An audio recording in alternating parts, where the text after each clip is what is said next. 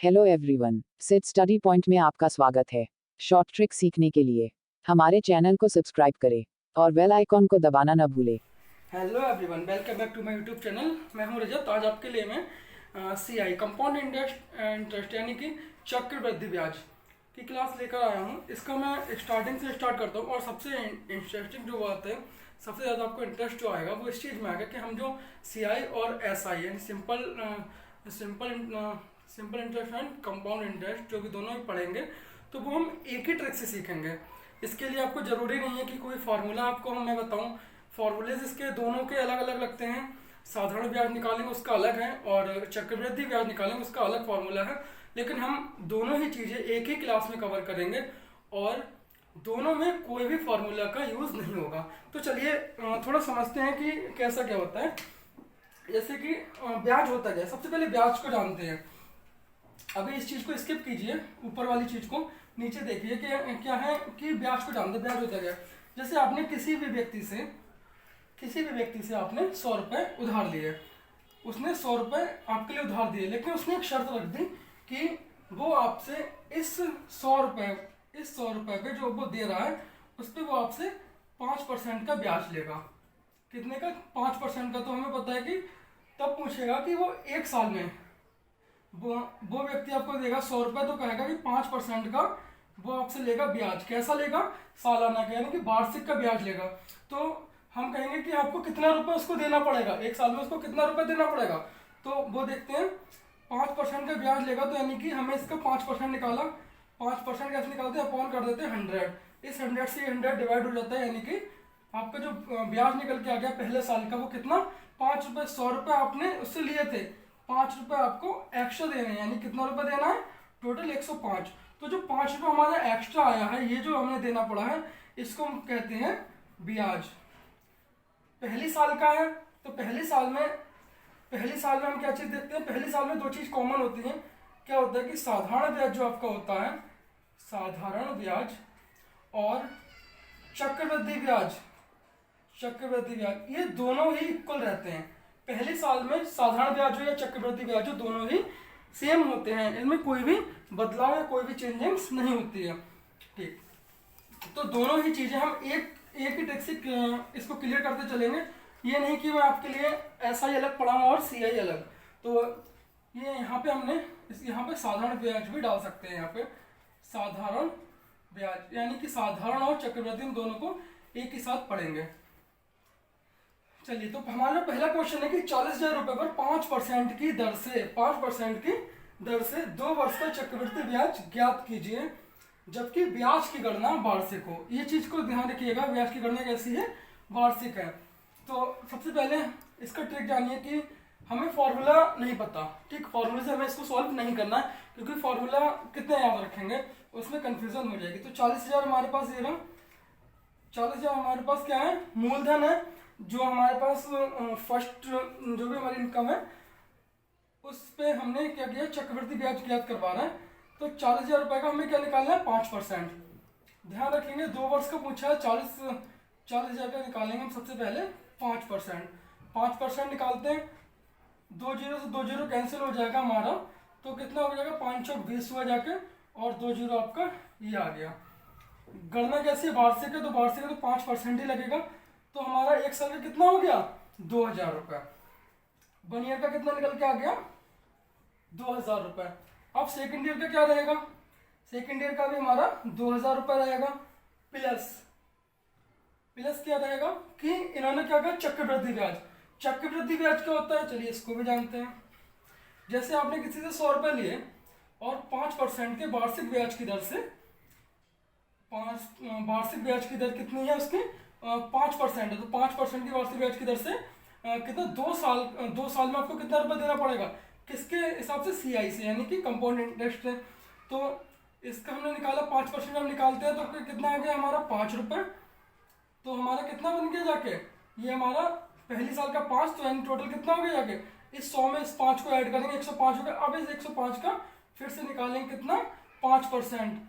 फिर से हम इसको निकालेंगे तो हमारा कितना आ गया जाके? ये 25 और 5 एकम 5, 525/100, यानी कि 5.25। अब इस 105 में 5.25 हमें और ऐड करना है। तो 25 ये हो गया जाके हमारा। और तो हमें कितना रुपए देना पड़ेगा? 100 रुपए का चक्रवृद्धि ब्याज की दर से। चक्रवृद्धि जो ब्याज है उसके हिसाब से 2 वर्ष का कितना देना पड़ेगा? 110 रुपए 25 पैसे। ठीक, चलिए अब इस चीज को समझते हैं। बिना फॉर्मूले के हम इसको सॉल्व करेंगे, कोई भी इसका फॉर्मूला नहीं है। सबसे पहले क्या था हमारा? ये फर्स्ट ईयर का, पहले साल का है। ये हमारा क्या है? सेकंड ईयर का। फर्स्ट ईयर का 2000 हुआ, फिर इसका 2000, दोनों का ये जो हमारा निकला क्या है? ये हमारा सिंपल इंटरेस्ट हो गया, सिंपल इंटरेस्ट साधारण ब्याज हो गया। अब क्या है? ये जो 2000 है, ये 2000 है, इसका हमें क्या निकालेंगे? इस 2000 का फिर से निकालेंगे कितना? 5%।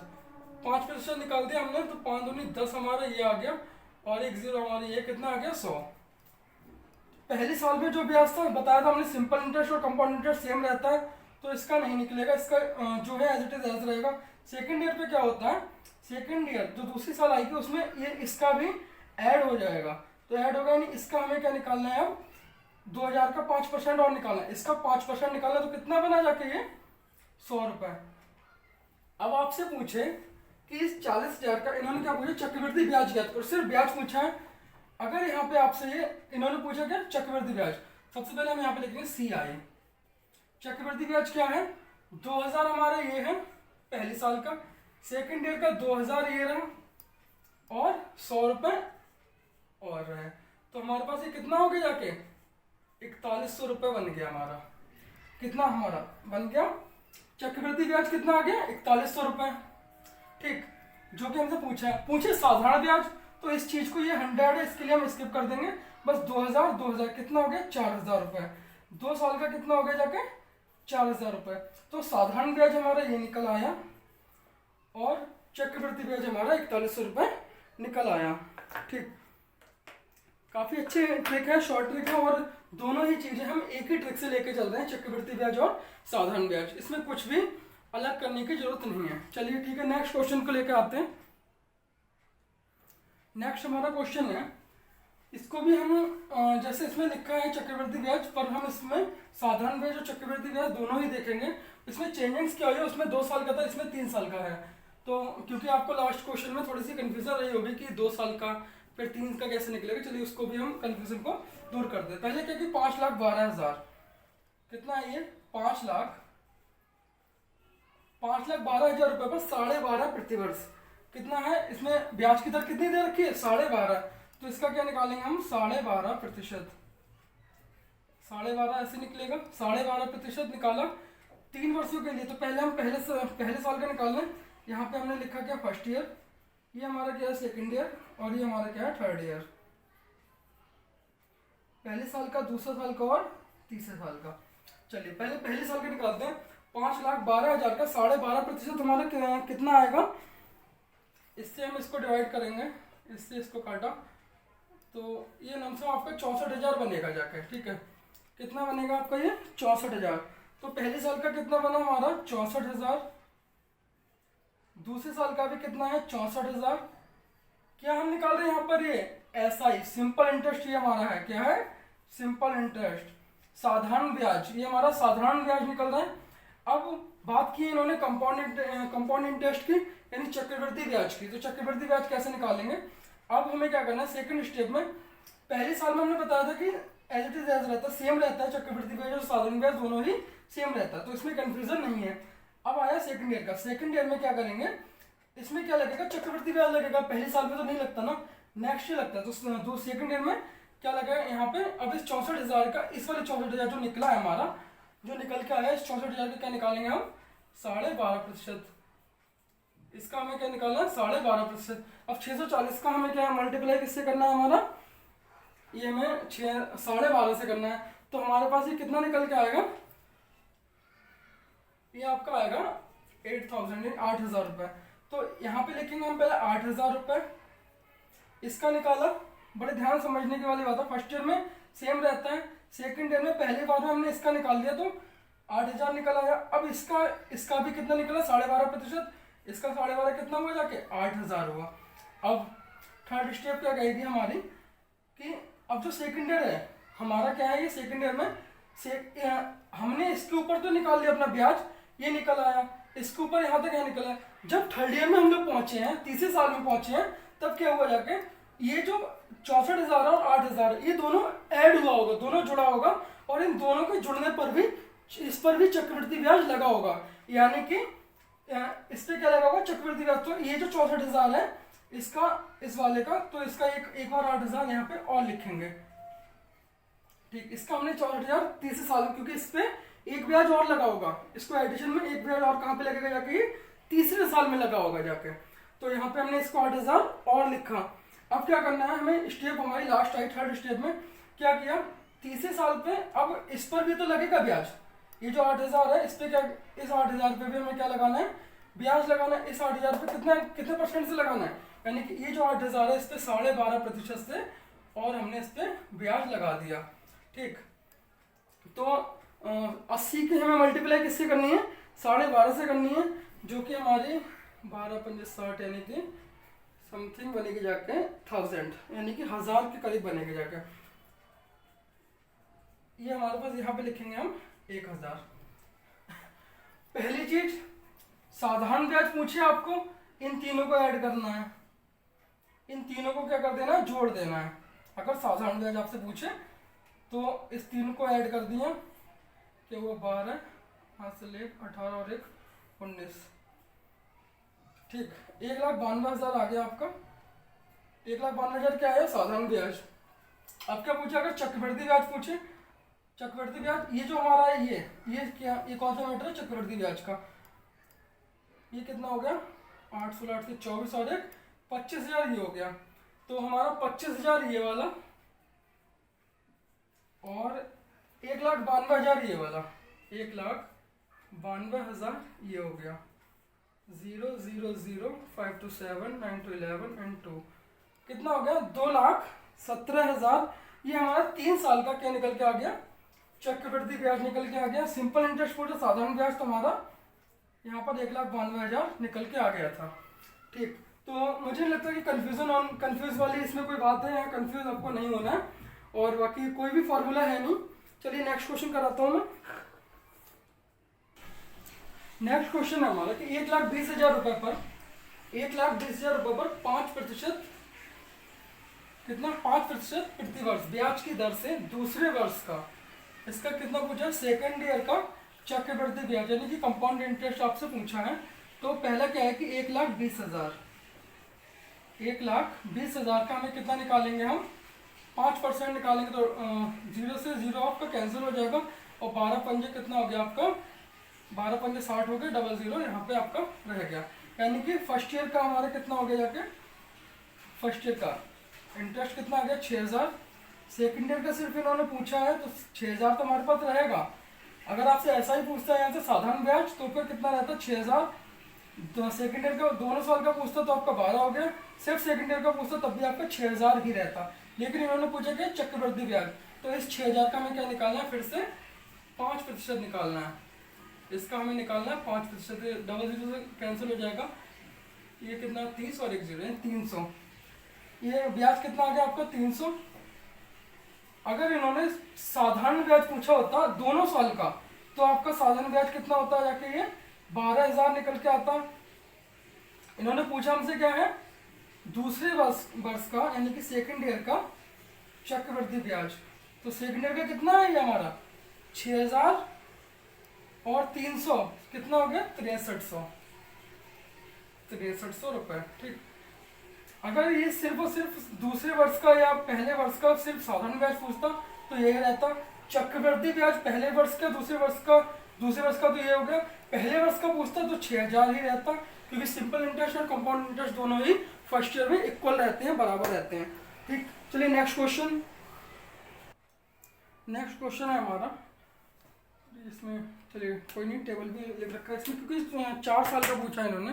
फोर्थ ईयर का कि कह रहा है क्वेश्चन की, राधा ने 10% प्रतिवर्ष चक्रवृद्धि ब्याज की दर से 1,80,000 रुपए 4 वर्षों के लिए निवेश किए। कितने, 4 साल के लिए निवेश किए हैं, और कह रहा है 4 वर्षों के बाद कितनी राशि प्राप्त होगी।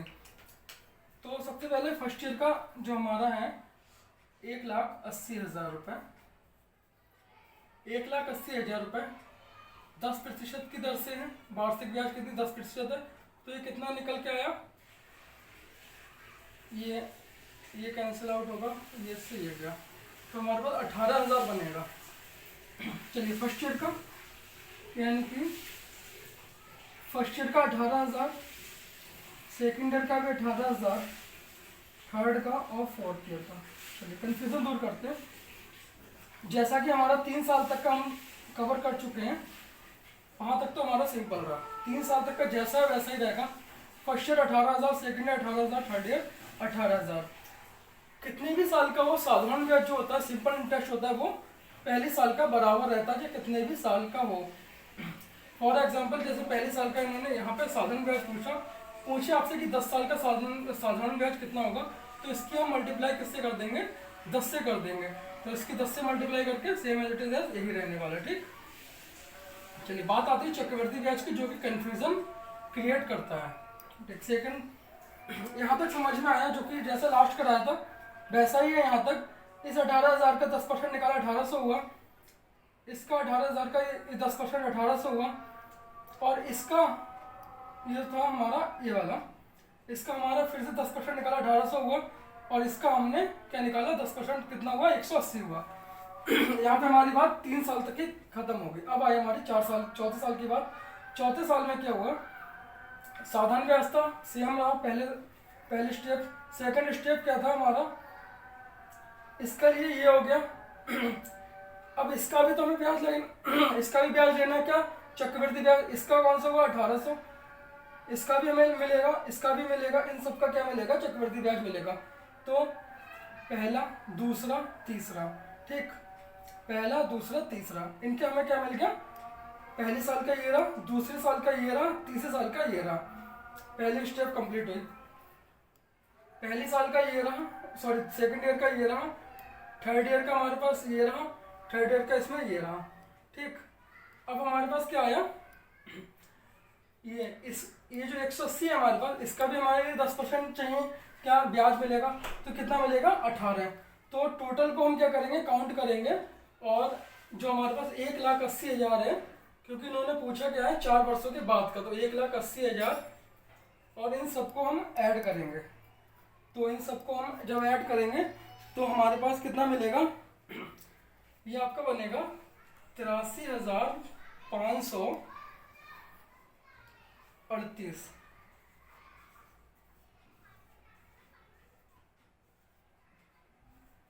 तो 2,63,538 आपका आंसर आ जाएगा। चलिए अब नेक्स्ट मिलते हैं नेक्स्ट वीडियो में, पार्ट नंबर 2 चक्रवृद्धि ब्याज और साधारण ब्याज का शॉर्ट ट्रिक के साथ। Thank you everyone. If you like the video, please click on the like button, write a comment, and subscribe to my channel.